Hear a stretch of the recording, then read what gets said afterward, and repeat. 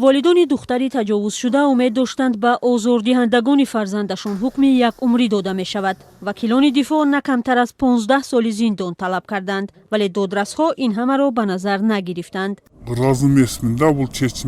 ман бо ин ҳукм розӣ нестам. онҳо якдигарро пуштибонӣ мекунанд. муроҷиати ман ба мардум ин аст ки ба додгоҳ ва ҳукумат бовар накунед. худи вакилони дифоъи таҷовузгарон мегӯянд ки қирғизистон ватани фасод аст ва ин ҷо ҳама чиро мешавад харид. қазияи таҷовузи духтари 13 сола аз сӯи милисаҳо моҳи августи соли 2022 ҷомеаи қирғизистонро такон дод. наврасро гӯё бо иттиҳоми дуздии гӯшӣ ё наушник дар бозори дордой боздошт карданд.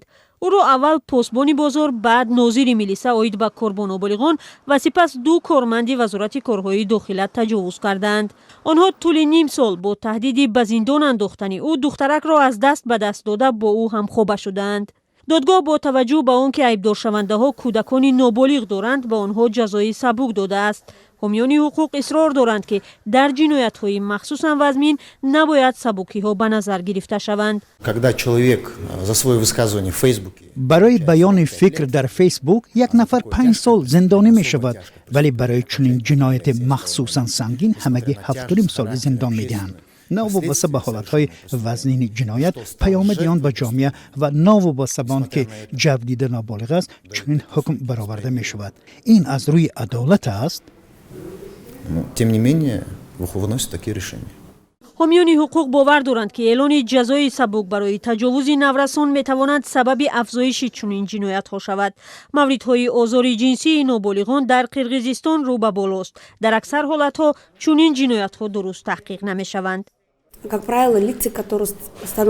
тибқи қоида вақти қурбониёни озори ҷинсӣ мебинанд ки таҷовузгарон ҷазои сахт намегиранд, ҷараёни офиятбахшӣ ё табобати онҳо хеле дер давом мекунад. ин албатта ба вазъи рӯҳии онҳо таъсири бад мерасонад. вакилони дифоъи духтари таҷовузшуда мегӯянд ӯ дар ҳолати афсурдаҳолии шадид қарор дорад ва боварӣ ба одамонро аз даст додааст. вай ба кӯмаки равонӣ ва барқароршавӣ ниёз дорад. ба бозбинӣ шудани қарори додгоҳ наздикони духтари наврас ва ҳомиёни ҳуқуқ дигар умед надоранд.